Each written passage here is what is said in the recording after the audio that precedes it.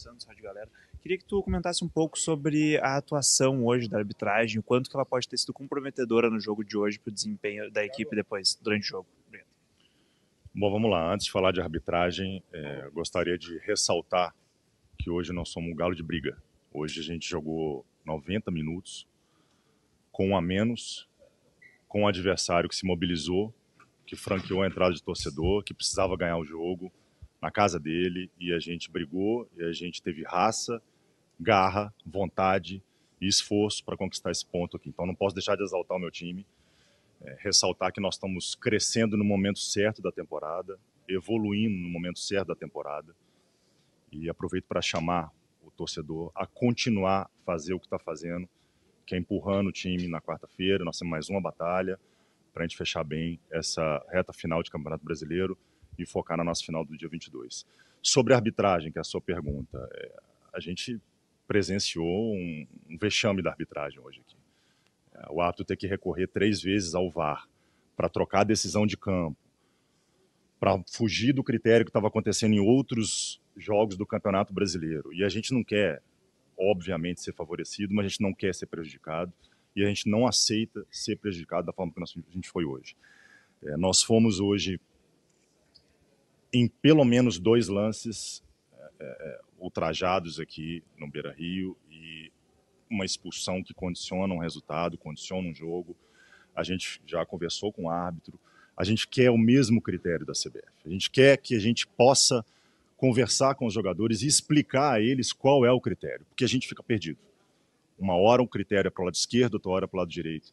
Então a gente entendeu que a arbitragem hoje ela foi extremamente prejudicial. A gente vai às vias formais na CBF, mas não podemos deixar de falar sobre a arbitragem. O Vitor foi na coletiva, a gente não vai ter jogador passando aqui, até porque a gente está com voo agora, mas o que aconteceu hoje a gente não quer que aconteça de novo. Uma reiteração do mesmo árbitro apitando os nossos jogos no mês passado, nesse mês. Teve a expulsão do Alonso, desse mesmo árbitro lá contra o Grêmio. Teve o jogo do Vitória, teve o jogo do Corinthians, teve o jogo do Sport. Então a gente também quer um pouco mais de justificativa, de critério, para a gente também ter um pouco mais de tranquilidade, não se preocupar com a arbitragem, tá? Então esse é o nosso posicionamento oficial. A gente já fez até sobre nossas redes sociais, pelo que a assessoria me passou, mas a gente não pode deixar de falar de arbitragem nesse tom hoje, tá? Qual vai ser o seu próximo passo, Paulo? Porque o Atlético vai à CBF, recorrentemente isso acontece. Você falou da repetição da escala do árbitro Alex nesse mês de outubro. O Vitor também citou esse fato há pouco lá na sala de coletivas. O que é que dá para fazer, na sua opinião? Porque nós estamos vendo esse problema se repetir e o Atlético, aparentemente, a gente entende até, fica de mãos atadas, né? É essa a sensação? A gente vai ajudar a arbitragem. A gente vai ajudar a arbitragem. Eu quero ajudar. O Rodrigo Sintra, ele é bem intencionado. Ele quer fazer uma arbitragem diferente, né, do que estava fazendo, pelo menos, a gestão anterior.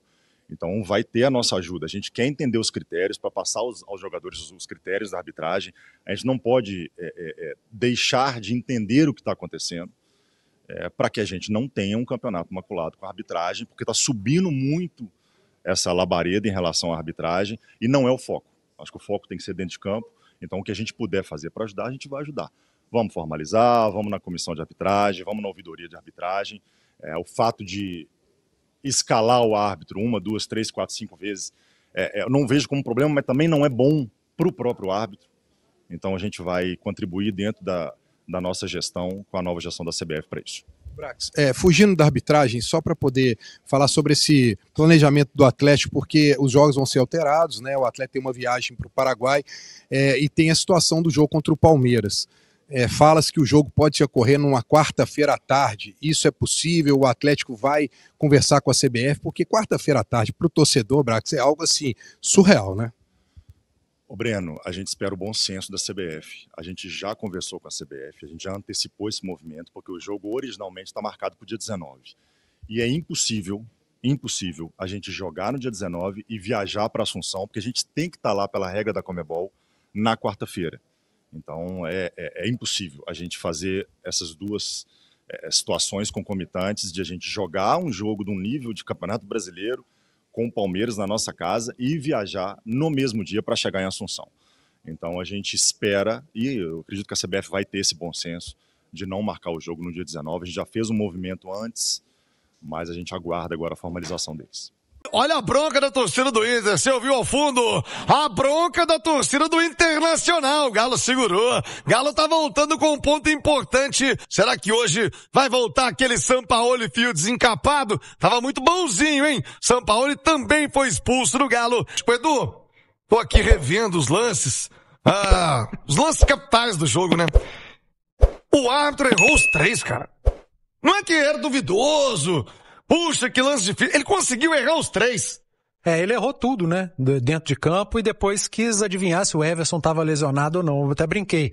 Ele tá um melhor ortopedista do que árbitro de futebol. Ele estragou o jogo, né, Thiago? Porque, por mais que ele erre em campo, venha o VAR e corrija, ele vai tornando o jogo chato.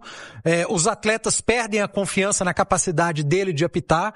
E o jogo vira o que virou, né? Com menos de 15 minutos, o Atlético tem um atleta expulso, o Vitor Hugo, e aí passa a ser um jogo de ataque do Inter contra a defesa do Atlético. Um primeiro tempo em que o Galo teve que se adaptar ao jogo, né? Com 1 a menos, o Sampaoli, ele faz a opção de tirar o Dudu e recompor o sistema defensivo com o Juan.